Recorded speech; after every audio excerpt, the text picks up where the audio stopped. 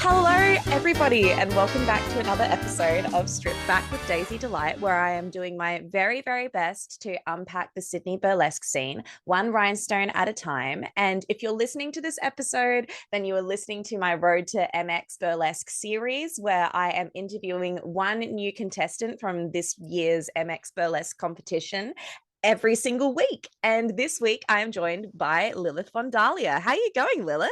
Hi, I'm so lovely to crawl out of my crypt to talk to you today. Thank you for having me. It's an absolute pleasure. I'm very excited to have you on the show. I'm very excited to be here. Beautiful. Now, Lilith, I was doing a little bit of a stalkety stalk of your social profiles before I talk to you, as I do with all of my guests, and I saw impressive rap sheet here. So you are a performer. You're also an internationally published pinup model. Yes. And Technically, even though I feel like that was 500 years ago, but yes, that was a thing that happened at some stage in my life. oh my God. And then you also produce events in Newcastle? Yeah, it's been a while, but that's something I plan to get back to, definitely. Oh yeah. That's so awesome. So you're like keeping yourself pretty busy. Yeah, I feel like everything has those ebbs and flows. And this year I knew that I wanted to enter the MBA competition. So I kind of was planning to focus a lot of my energy on that this year, but would love to get back to producing some shows of my own come next year once everything's kind of wrapped up with this comp. Oh, gorgeous. Yeah. No, I'm sure we're going to get into more of your preparation for the comp later, but I'm sure that it's a very all-consuming process, right? Yeah, it absolutely is. At least in my case, anyways.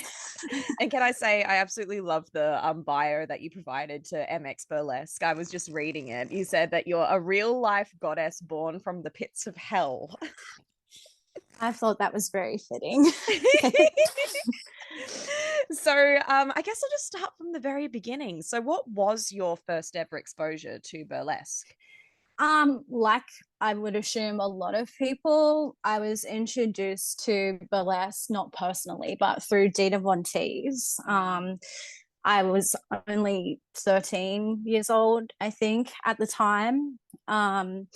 I used to be a fan of her ex-husband, so I was introduced through that kind of like gothic scene that has always had a real thing for her style and aesthetics. And also just kind of before I got into burlesque specifically, went down more of an interest in the fetish route, which of course Dita had a lot of ties in with that as well. But the first time I'd ever actually seen like burlesque in the flesh was at the Australian Tattoo Expo in Sydney, and it was Imogen Kelly performing her act where she is a caterpillar that turns into a butterfly. Hell And yeah.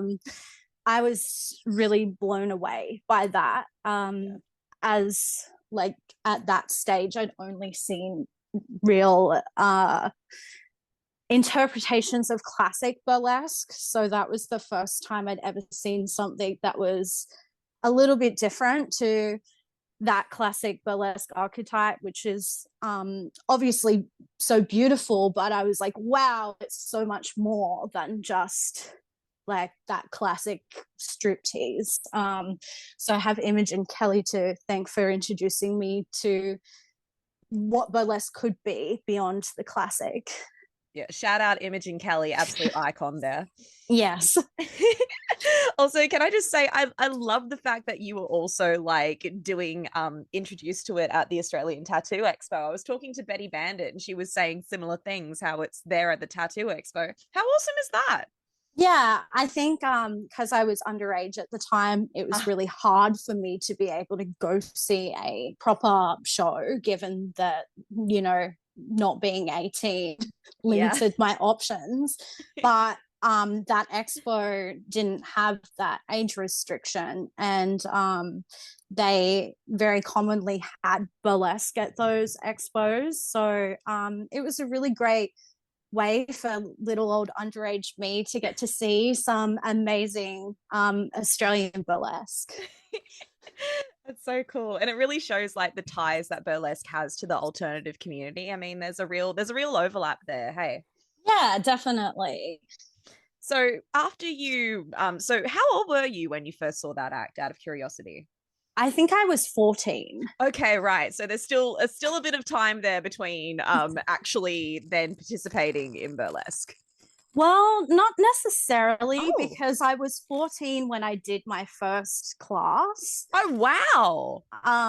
It was a burlesque and cabaret fusion sort of situation. Okay. So not strictly like striptease burlesque, but very inspired by like Bob Fosse and I guess because this was before the burlesque movie came out. Um, Yeah. Once that came out, a lot of that kind of style came into those classes as well. But I was only 14 when I first started those classes. So I was Wow. very young. My goodness. So like Bob Fosse, so you were talking about like, big movements and the clicking and the that kind of thing. Yeah. But it still did have like a burlesque focus as well. There was definitely some striptease involved, but not necessarily down to like pasties and a G-string. It was just a real fusion of like burlesque and cabaret and that sort of style. I guess it was pretty unique compared to the classes that are around these days. But Yeah. it was fun. I enjoyed it. It sounds fun. Were you doing that consistently until you were of age to do the full striptease, or what was your path from there? Essentially, yeah, I pretty much did that fairly consistently from 14 to 18. Granted, there were, a few months I'd take off here or there, but yeah, that's pretty much my path to when I started actually performing as like a proper solo burlesque performer. Although technically I did start performing solo before I was 18. Oh wow. But I wouldn't necessarily say that it was proper, true burlesque striptease because of how I'd had that introduction with that sort of fusion situation and also being underage too. Yeah. Absolutely. No, the underage thing is a big barrier there. It certainly was. So did you do any group performances with that class? Were you in any troupes or anything like that? Yeah, basically that class was almost like an audition for Oh. a local Newcastle troupe. So I did perform with them. And then I performed with quite a few different troupes. I feel like they're a little bit different to the troupes that you might see these days, where it was very set people Okay. that would perform all different acts, but it was the same set of people, if that Mm. makes sense. Right. Um, so I've been in a few different troupes like that, and I actually had my own troupe, which was called the Temptresses of Teas. Gorgeous. Um, Back in, I think we started in 2016 and wrapped up about 2018 and 2019. Mhm. So I've done a lot of troupes as well, but a little bit different to how a lot of the Sydney classes like approach troupes and stuff. I feel like Newcastle's always had a bit of a different vibe to how things are done in Sydney. So the way that I got into burlesque is very different to what I hear other people's entrance was. Yeah, that's interesting. What are the key differences, do you reckon? Um, just going back to when I started, it was very like auditiony. Like you had Mm. to audition for these troupes, and they would just be very set performances with set people, Right. rather than say like a beginner's way to get into burlesque. It was kind of a bit of a different approach, rather than like doing a class, learning a routine, and then it's that class that goes to perform the routine. It was kind of like you'd Right. audition for the troupe, and when you were a part of that troupe, then you would create performances together as a troupe. Ah, I see. So it was a lot less fluid, a lot more set, like these are the people that we perform with. Yeah. So all of my experiences with troupes have been like that. Interesting. Did you have a favorite troupe that I mean, like, you of course had your temptresses of teas. My goodness, what a fantastic name. Did you have a favorite routine that you've ever done in a troupe? I really enjoyed the ones that I did with the temptresses. Of course, they were ones that I choreographed and made everything myself. So not Gorgeous. to toot my own horn, but they were just really fun because the shows that I just have this amazing memory of performing at some of the shows that I produced myself and performing that act with the troupe, and just the energy in the room was unreal. It was like one of the best experiences of my entire life, and I can still really remember that feeling of just like, wow, you know. So they were really fun. There was a really fun act from that first troupe as well when we did Mine Hair from Cabaret. Oh yeah. That one has always stuck out to me. I really loved that one.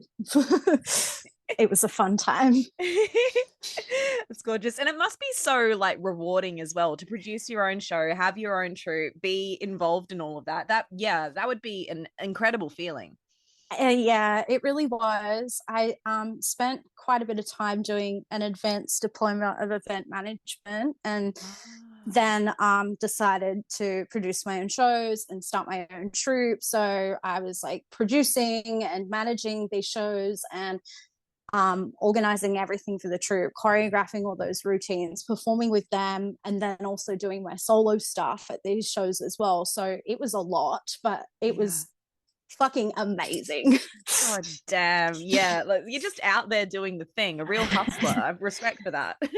Thank you. It was so fun. I really, really loved it. So after you've been in these troupes, when in the timeline did your burlesque name come about? Was that something that you've always had, or was that like, did you start thinking of one when you started doing solos, or where did that come in? I can't remember specifically when I would have created it, but it was definitely really early in the timeline. I don't know, at some stage it popped up and I just went with it, and I've gone with that ever since. But it was, I suspect I probably would have been 14 at the time I came up with it. Oh my God. Because it's a killer name. It's amazing. Like 14-year-old you was onto something. Thank you. Yeah, I'm happy that I picked something that still resonates with me to this day, because if I was stuck with something that just really didn't continue to be my vibe, like what do you do when you're like however many years in and you're like, I really don't like my name anymore? So I'm lucky I don't have that issue. It's a bit like the people who say that teenagers shouldn't get tattoos because their tattoos will be something crazy. It's like, you really lucked out. You picked something like pretty permanent. You were just like, I'm confident, and you've done it. Like it's ideal.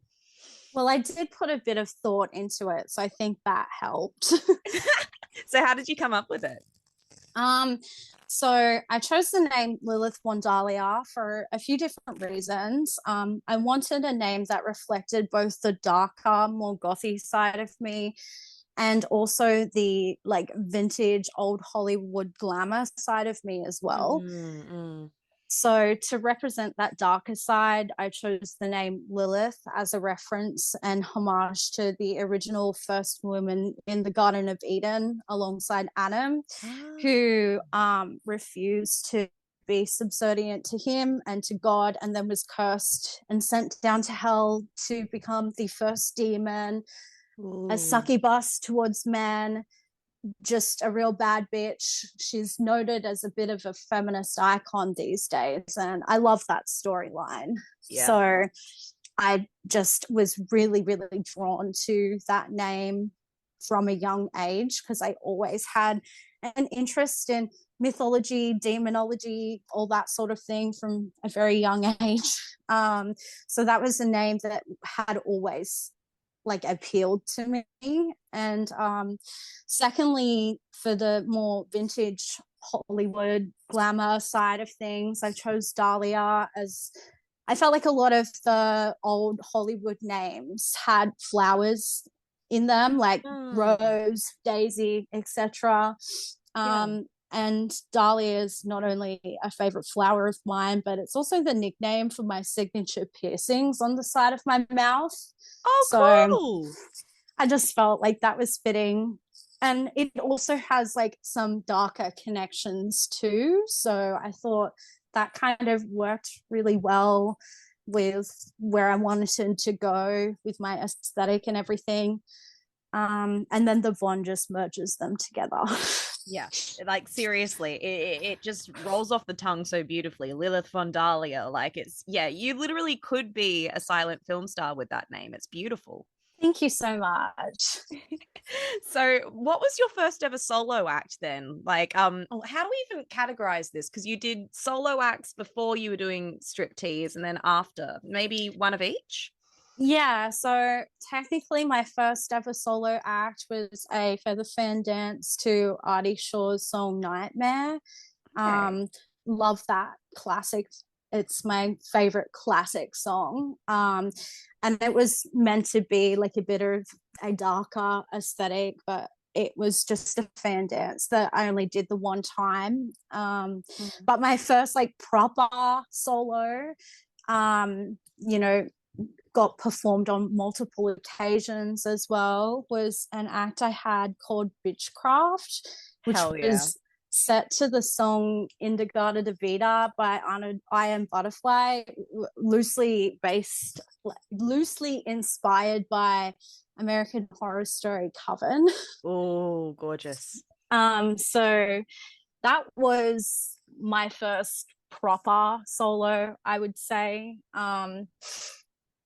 I had a carved buffalo skull that I pulled out at the end. It was meant to be sort of like a ritual, witchy inspired kind of thing. That's really, really cool. Thank you. It stuck around for a few years before I thought it was time to move on. Mostly just because my buffalo skull was starting to crack. Oh. So I thought, you know, maybe she needs to be hung up, literally. Yeah, when the buffalo skull starts cracking, that's when you know it's time to retire the act. You're like, okay. Yeah, because I had to fly with that buffalo skull to a few different states, and every time I'd get on the plane, I'd be like, oh my god, is it going to make it out the other end in like, still together? Or I just felt like maybe it was time to stop. How would you even go about transporting that into state? Like, would you need like a Lots and lots of bubble wrap. right? Oh my god, that's so funny. I'm just like imagining like the people scanning the bags and they see a buffalo skull go through and they're just like, huh? Like, yeah, I imagine it might have raised a few eyebrows. that's so cool. So, how did you go about developing that act? Gosh, I can hardly even remember, honestly. I, I I don't even know at this stage. Okay. I don't even know. It's been so long. Um, at that stage, the first time I ever performed that act was 4 days after I turned 18. Oh wow.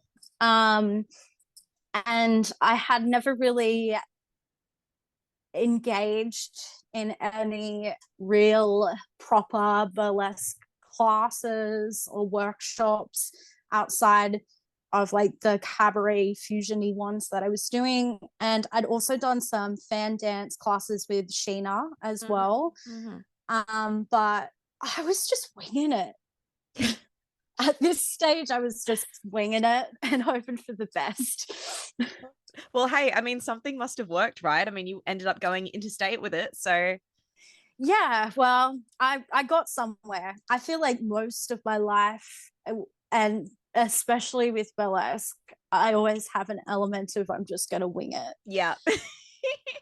And it's got me this far, so something must work.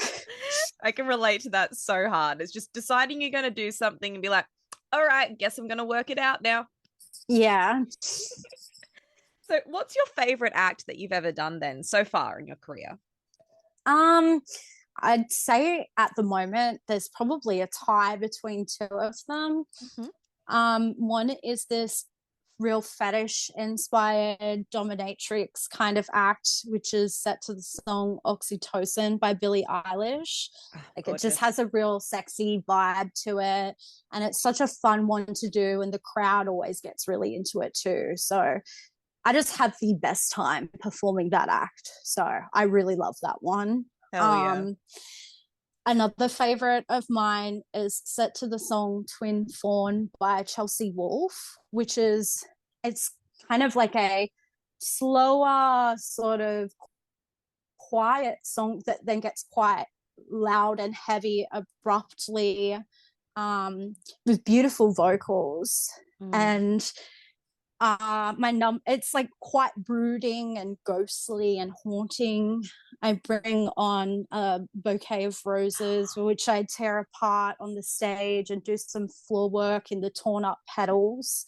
I just really love doing that act as well, because it's such an atmospheric number with a very aesthetically pleasing vibe. Like I feel so like myself when I do that act. Yeah. And everyone seems to love that one. It's so random to me because I actually created that act from concept to the stage within 3 days. No way. Wow. So I had no intention of ever doing it outside of that one show. But people were, dropping to the floor like how much they loved it, and I was like, okay, well, people seem to like this one, and I've just kind of kept it around since then. I love it. The people want more, you got to give them what they want, right? Yeah, I wasn't expecting that would have such an interest, but I guess I surprised myself. God, that act with the bouquet of roses, I actually think because I don't know if you remember me, but I remember you.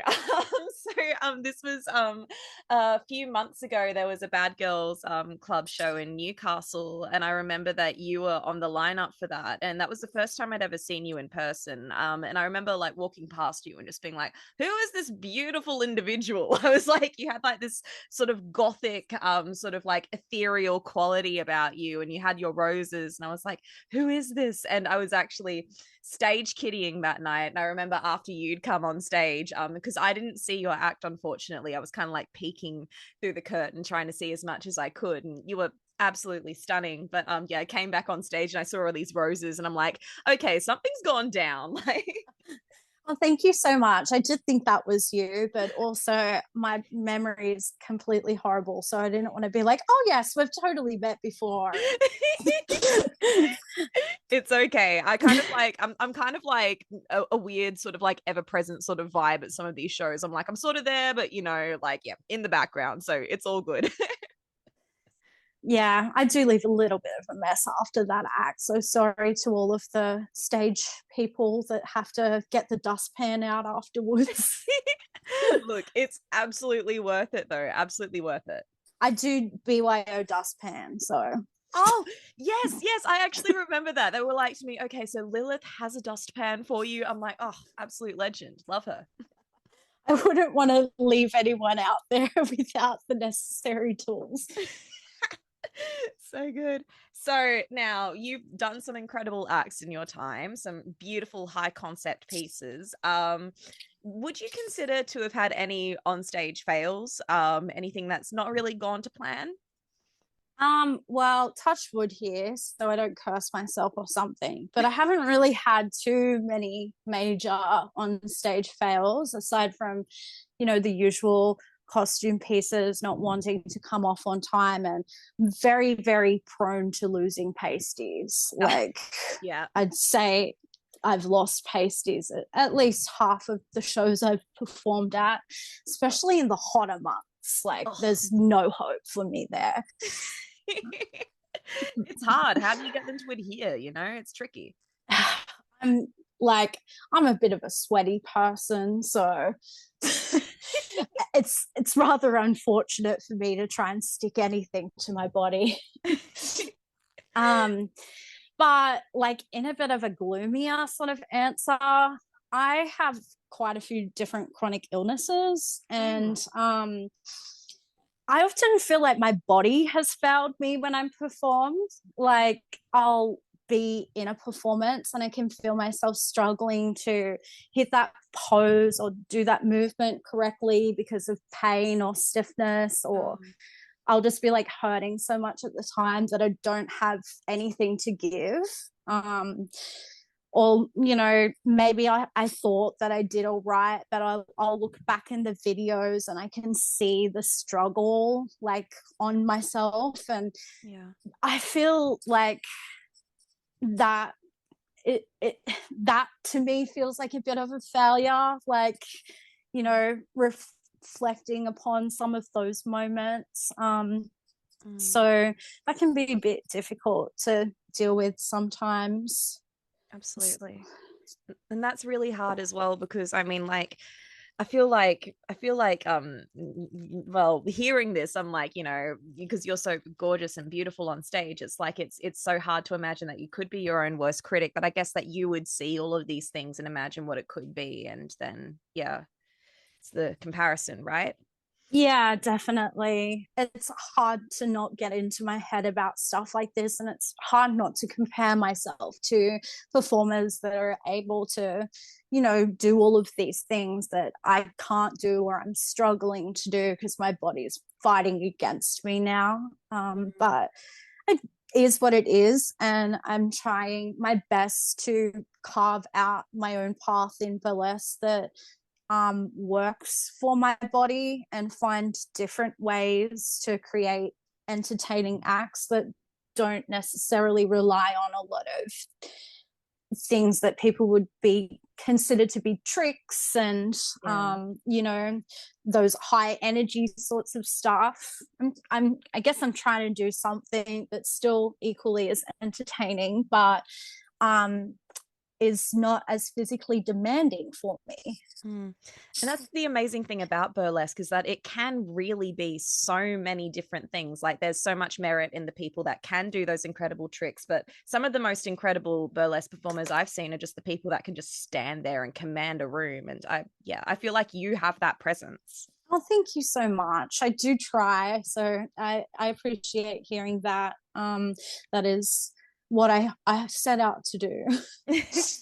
Absolutely, especially with like your aesthetic as well. Like it's so jaw-dropping. Like you really like bring us to another world. Oh, thank you so much. I appreciate that. It's all good. So do you have actually perfect segue. So do you have a favorite costume that you've ever worn?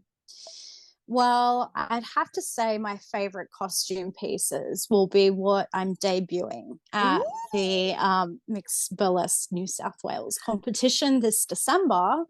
I don't even know which one I could say out of the three would be my favorite, because I love them all so much and they're so different from one another.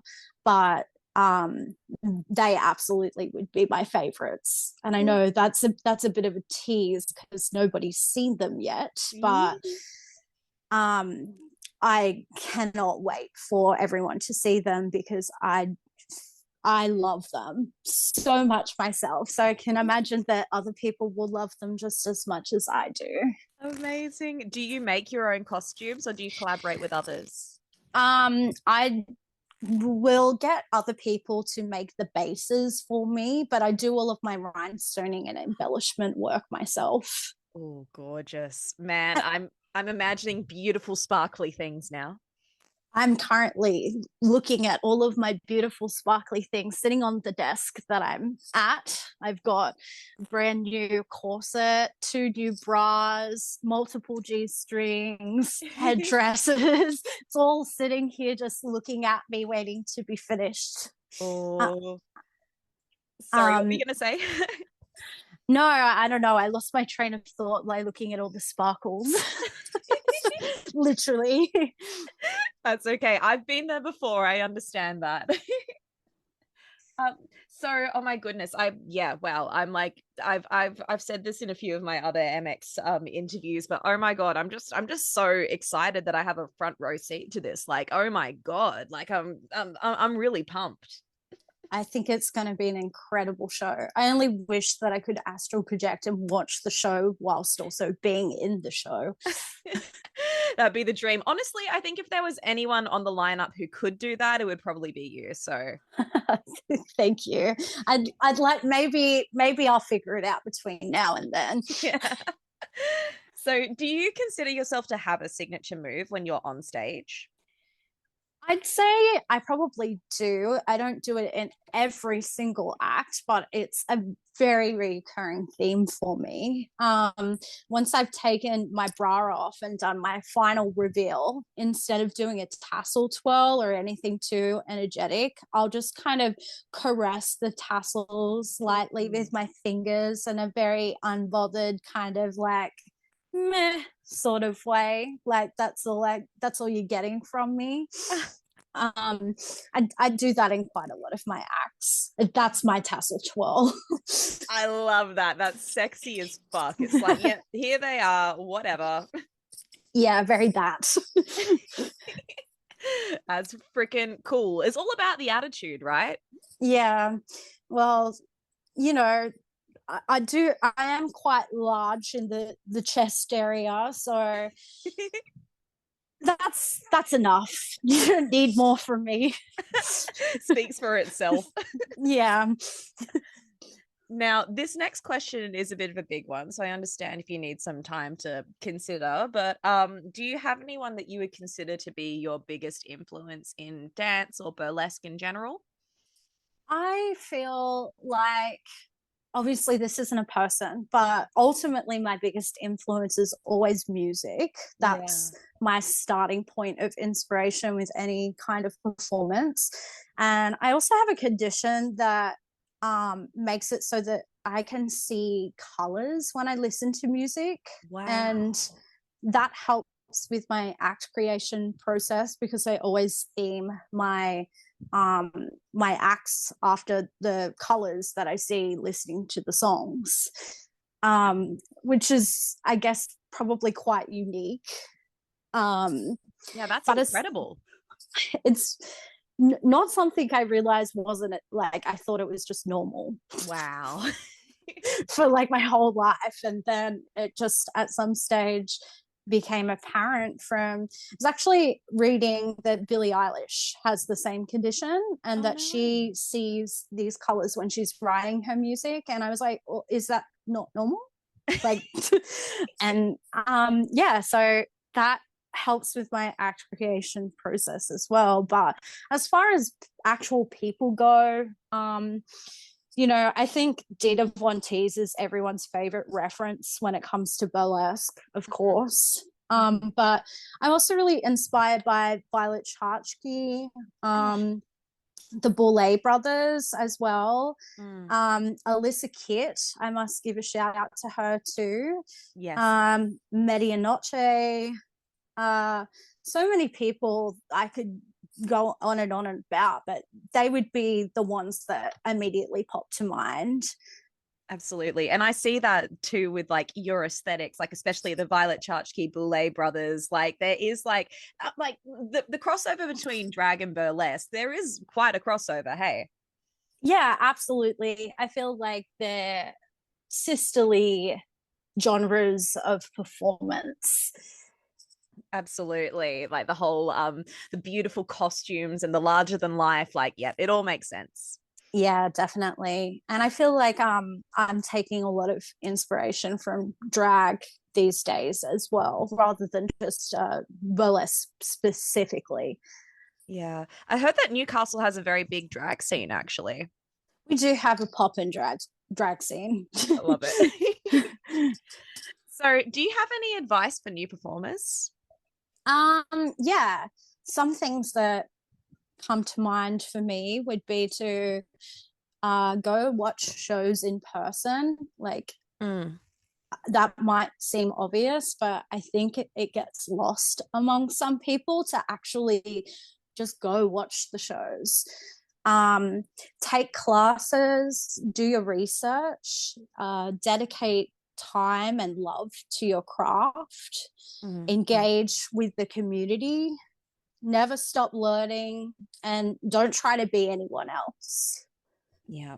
All fantastic advice, especially the uniqueness part of it all. I mean, like the great thing about burlesque is that it really can be anything that you want it to be.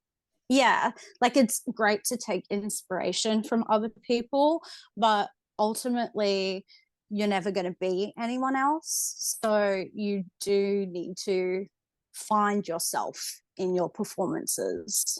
Yeah, absolutely. And this is what I love about competitions, like is that you like I've had a few interviews earlier this week and it's just I love the diversity of it all. Like you all come from such incredibly different backgrounds, you have different stories, yet you're all united doing the same thing. It's really exciting and inspiring just seeing that, yeah, this is really an art form for anyone. Yeah, absolutely. Like burlesque opens its arms to everyone, and it's basically up to you and how you interpret it. Yeah, absolutely. So now, big question here. How have you been getting ready for MX Burlesque? Aside from driving myself crazy on a weekly basis, because I do a lot of my costuming myself, that has been taking up a huge portion of my time. Mm. Rhinestoning, beading, rhinestoning, rhinestoning, literally so much rhinestoning. Like I was texting someone the other day and I was realizing that the words on my phone were lining up like rhinestones in my mind.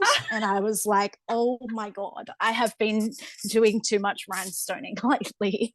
Um, so lots of that, of course, practicing as well. I've done some workshopping with other performers on my acts too, which is always really helpful. Oh, awesome. um so yeah, just costumes practice and slightly going insane every now and then I come back to it and I'm like, no, it's totally fine. I love to hear about the workshopping with other performers. It's so good getting another perspective, right? It is. I always find that to be quite helpful, or even just engaging with other performers in with their general advice, not even necessarily specific to an act, just hearing what they have to, put out there for like their years of wisdom. What it's I did some workshops with Aria de la Noche as she was Oh yeah. here for the Australian Burlesque Festival. And it was really insightful getting to hear her thoughts and just knowledge about stuff. Now, I can't believe it, but we're actually getting to the end of the episode. So thank you so much for your time. Oh, thank you for having me. So, what I like to do on the show before we send you off back into the world of MX Burlesque preparation is I like you to have a shout out to somebody else in the scene who's doing amazing things. Is there anyone that you want to spotlight? I'd like to spotlight my bestie in burlesque, Berlin von Black. Oh, We yes. I met her at that first ever class that I did when I was 14. And we have done everything in burlesque together since that day. We've been in all of the troupes together. We've performed solo acts at the same shows. We've performed duo acts together. We've performed trio acts together. We've literally done everything in regards to burlesque together. We've helped each other with costumes, choreography, like everything. So I always got to shout out to her because we've got a very special friendship that we've been able to share through our entire burlesque journeys. And she's the sweetest person ever, although she might look totally fierce and vampiric. She's actually a real sweetheart. And she lives in Adelaide now, so she performs at 1910 regularly, and if you ever get the chance to go see her perform, you definitely should. Oh, that's so sweet. I love that. You've literally made a lifelong friend. Yeah, absolutely. Oh, it's gorgeous. I'm sorry, like while you were talking, I had to look up Lilith Von Black's page as well. And I saw photos of you two together and I was like, oh my God, absolutely stunning. Like you guys look like sisters. Yeah, we've got a very similar aesthetic as well. So I feel like we come from the same family. Same burlesque family, definitely. I love that. All right. So we're at the end of the interview. So self-promo time. Is there anything that you want the listeners to know about that you're working on in the lead up to MX? Well, most of my time and energy is being dedicated towards my MX prep at the moment. I do have some shows coming up if you want to check my socials out. And next year I will be getting back to producing some shows of my own in Newcastle. So hang around and see when that happens. Exciting. And what is your Instagram for people who want to give you a follow? It's at Lilith Von Dahlia. Ah, perfect. Too easy. Well, yeah. Thank you so much, Lilith, for being on the show. This has been lovely. Thank you for having me. I really appreciate it. And it's been lovely. Oh, yay. Well, best of luck with your preparation. Thank you so much. I'll probably need it. Not at all. We'll see you. Bye.